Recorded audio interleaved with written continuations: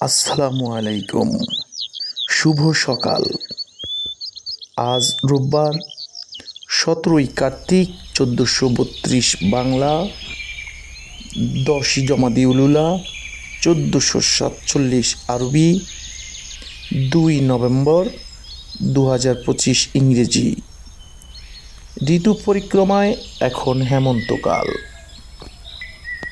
আপনার ও আপনার পরিবারের সকলের মঙ্গল, নিরাপদ জীবন ও সুস্বাস্থ্য কামনা আমাদের প্রাত্যহিক প্রার্থনা। কাউকে অতীতের পাপ নিয়ে খোঁটা দিও না। সে হয়তো তওবা করে মহান আল্লাহর কাছে তোমার থেকেও উত্তম হয়ে গেছে।